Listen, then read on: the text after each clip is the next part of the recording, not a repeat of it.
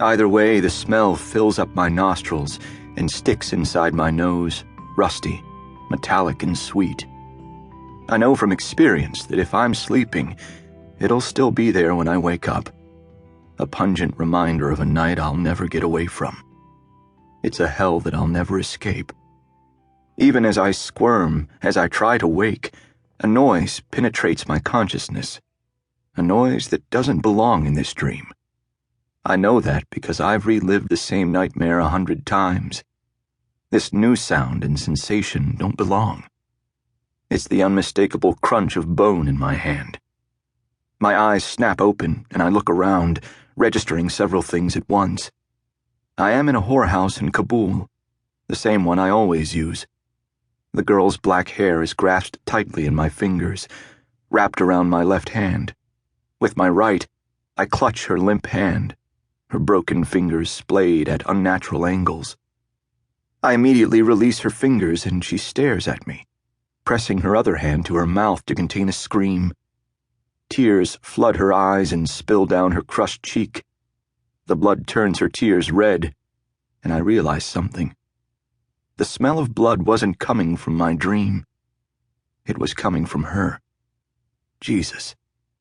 There is blood everywhere, spewing from her nose and her eye, from the entire side of her shattered face, dripping onto her naked olive skin and staining the yellowed sheets of the bed.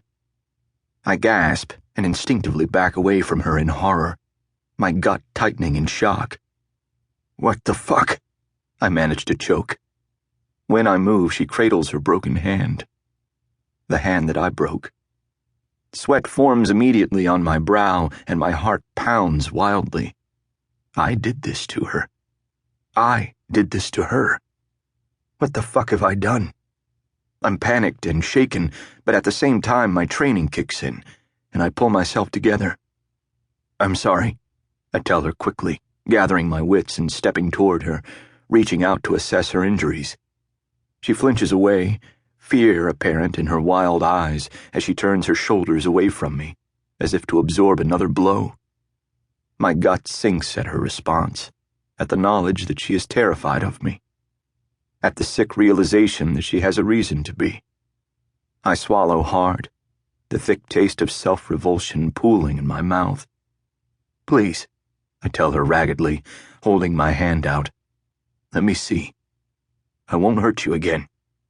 The prostitute, a slender girl named Nikki, trembles but forces herself to remain still as I feel her arms and legs.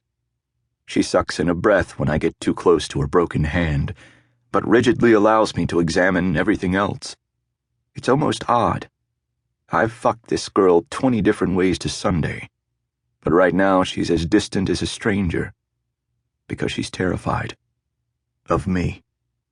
I'm so sorry, I tell her, glancing away from her stiff, blood-spattered shoulders. I won't come here anymore. I was asleep. I didn't know what I was doing.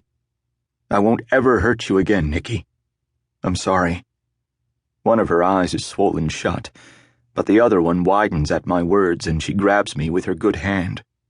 Her fingers are cold and they shake. No, she whispers. If you stay away, they will beat me for being unpleasing to you. Please, do not stay away, soldier. I stare at her, aghast. I just beat you, I tell her slowly. I didn't mean to, but that's not an excuse. I just beat you. Nikki shakes her head, flinching as the movement causes her pain. Guilt floods through me.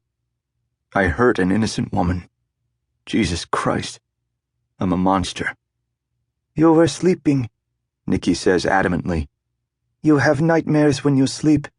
It wasn't you. It was the bad thing. The bad thing? I ask uncertainly, my eyes frozen on her bloody face. She nods.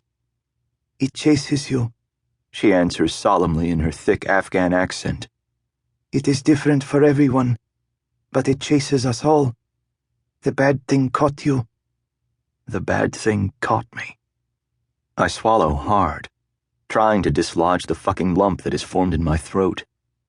I'm sorry, Nikki, I tell her again. Maybe the bad thing did catch me.